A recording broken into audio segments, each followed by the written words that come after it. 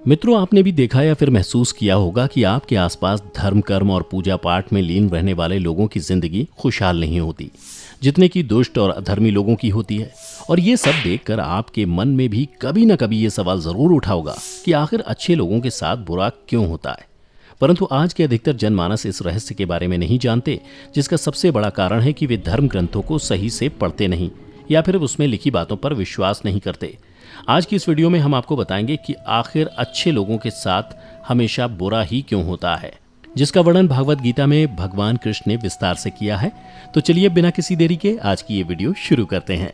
नमस्कार मित्रों, स्वागत है आपका एक बार फिर द डिवाइन टेल्स पर। धर्म ग्रंथों में भागवत गीता एक ऐसा धर्म ग्रंथ है जिसमें मनुष्य के मन में उठने वाले हर प्रश्न का हल विस्तार से बताया गया है।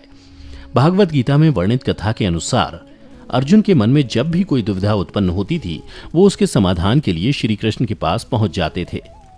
एक दिन की बात है, अर्जुन भगवान श्री कृष्ण के पास आए और उनसे बोले, हे वासुदेव, मुझे एक दुविधा ने घेर रखा है और इसका समाधान आप ही बता सकते हैं। तब श्री कृष्ण ने अर्जुन से कहा, हे धनंजय, अपने मन की दुविधा विस्तार से बताओ, तब मैं तुम्हें उसका हल बताऊंगा। तब अर्जुन बोले, हे नारायण, कृपया कर मुझे ये बताइए कि अच्छे लोगों के साथ हमेशा बुरा ही क्यों होता है, जबकि बुरे लोग हमेशा खुशहाल दिखते हैं। अर्जुन के मुख से ऐसी बातें सुनकर श्री कृष्ण मुस्कुराते हुए बोले, हे पार्थ, मनुष्य जैसा देखता है या फिर महसूस करता है, वास्तव में वैसा कुछ नहीं होता, बल्कि अज्ञानतावश वह सच्चाई को समझ नहीं पाता। श्री कृष्ण की बातें सुनकर अर्जुन हैरान हो गए और बोले, हे नारायण, आप क्या कहना चाहते हैं, मेरी समझ में नहीं आया। तब श्री कृष्ण बोले, अब मैं तुम्हें एक कथा सुनाता हूं, जिसे जानने के बाद तुम समझ जाओगे कि हर एक प्राणी को उसके कर्म के हिसाब से ही फल मिलता है। अर्थात जो बुरा कर्म करता है उसे बुरा फल मिलता है और जो अच्छा कर्म करता है उसे अच्छा फल मिलता है, क्योंकि अच्छे कर्म और बुरे कर्म तो मनुष्य पर निर्भर करता है। प्रकृति प्रत्येक को अपनी राह चुनने का मौका देती है। अब इसका फैसला करना कि वो किस राह पर चलना चाहता है, ये व्यक्ति विशेष की इच्छा पर निर्भर करता है। फिर कथा सुनाते हुए श्री कृष्ण बोले, बहुत समय पहले की बात है, एक नगर में दो पुरुष रहा करते थे। उनमें से एक पुरुष व्यापारी था, जिसके लिए अपने जीवन में धर्म और नीति की बहुत महत्ता थी। वो पूजा पाठ और भगवान की भक्ति में बहुत विश्वास करता था।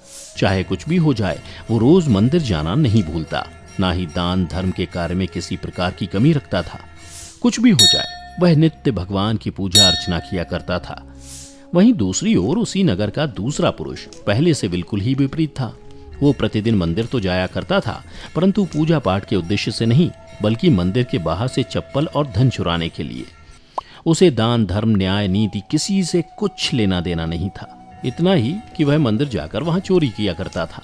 इसी तरह समय बीतता गया और एक दिन उस नगर में जोर की बारिश हो रही थी, जिसकी वजह से उस दिन नगर के मंदिर में पंडित के अलावा कोई नहीं था। ये बात जब दूसरे पुरुष को पता चली तो उसके मन में ख्याल आया, अभी सही मौका है मंदिर के धन को चुराने का, और वो बारिश में ही मंदिर पहुंच गया। मंदिर पहुंचकर उस व्यक्ति ने पंडित से नजर बचाते हुए मंदिर में मौजूद सारे धन और जेवरात चुरा लिए और बड़ी प्रसन्नता से वहां से निकल गया। उसी समय धर्म कर्म में विश्वास करने वाला व्यापारी भी मंदिर पहुंचा और भगवान के दर्शन किए, परंतु दुर्भाग्य से मंदिर का पुजारी उस भले व्यापारी को ही चोर समझ बैठा और शोर मचाने लगा। शोर सुनकर मंदिर में लोगों की भीड़ जमा हो गई और सभी लोग उस भले व्यापारी को ही चोर समझ बैठे और उसे अपमानित करने लगे। यह देखकर वो भला व्यक्ति हैरान हो गया और उसे समझ नहीं आ रहा था कि उसके साथ क्या हो रहा है। फिर वह किसी तरह लोगों से बचता हुआ उस मंदिर से निकल गया, लेकिन दुर्भाग्य ने उसका साथ वहां भी नहीं छोड़ा। मंदिर से बाहर निकलते ही वह एक गाड़ी से टकरा गया और घायल हो गया। फिर वह व्यापारी लंगड़ाते हुए घर को जाने लगा। तभी रास्ते में उसकी मुलाकात उस दुष्ट व्यक्ति से हुई जिसने मंदिर का धन चोरी किया था। वह झूमता नाचता हुआ और जोर जोर से बोलते हुए जा रहा था कि आज तो मेरी किस्मत ही चमक गई, एक साथ वो भी इतना सारा धन मिल गया। जब व्यापारी ने उस दुष्ट आदमी की ये बातें सुनी तो उसे बहुत हैरानी हुई और क्रोधित हो उसने अपने घर जाते ही भगवान की सारी फोटो निकालकर फेंक दी और भगवान से नाराज होते हुए अपना जीवन व्यतीत करने लगा। कुछ समय पश्चात दोनों ही व्यक्तियों की मृत्यु हो गई और दोनों यमराज की सभा में पहुंचे। उस व्यापारी ने अपने बगल में उस दुष्ट व्यक्ति को खड़ा देख क्रोधित स्वर में यमराज से पूछ ही लिया कि मैं तो हमेशा अच्छे कर्म करता था पूजा पाठ दान धर्म में विश्वास रखता था, जिसके बदले मुझे जीवन भर सिर्फ अपमान और दर्द ही मिला। और इस अधर्म करने वाले पापी व्यक्ति को नोटों से भरी पोटली, आखिर क्यों? इस पर यमराज ने उस व्यापारी को बताया कि पुत्र, तुम गलत सोच रहे हो। जिस दिन तुम्हें गाड़ी से टक्कर लगी थी, वास्तव में उस दिन तुम्हारे जीवन का आखिरी दिन था, परंतु तुम्हारे किए गए अच्छे कर्मों के कारण ही तुम्हारी मृत्यु एक छोटी सी चोट में परिवर्तित हो गई। और इस दुष्ट व्यक्ति के बारे में जानना चाहते हो तो पुत्र, दरअसल इसके भाग्य में राजयोग था, जो कि इसके दुष्कर्म और अधर्म के कारण एक छोटे से धन की पोटली में परिवर्तित हो गया। श्री कृष्ण अर्जुन को यह कथा सुनाने के बाद कहते हैं, पार्थ, क्या तुम्हें अब तुम्हारे प्रश्न का उत्तर मिल गया?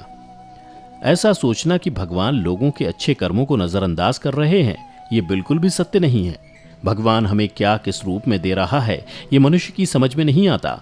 लेकिन अगर आप अच्छे कर्म करते हैं तो भगवान की कृपा सदैव आप पर बनी रहती है। तो मित्रों, इस कहानी से ये पता लगता है कि आपको कभी भी अपने कर्मों को बदलना नहीं चाहिए, क्योंकि आपके कर्मों का फल आपको इसी जीवन में मिलता है, बस आपको उसका पता नहीं चलता। इसलिए मित्रों, मनुष्यों को चाहिए कि वह हमेशा अपने जीवन में अच्छे कर्म करते रहें, क्योंकि श्री कृष्ण ने गीता में भी बताया है कि किसी के द्वारा किया गया कर्म बेकार नहीं जाता, भले ही कर्म अच्छा हो या फिर बुरा। तो मित्रों, आशा करता हूं कि आप भी आज से इस कथा का अनुसरण करेंगे। भगवान उसका हर सपना पूरा करे जो इस चैनल को सब्सक्राइब करेगा।